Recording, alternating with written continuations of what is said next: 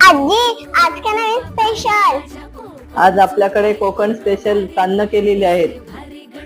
हे चिकन मटण याच्या बरोबर खूप छान लागतात.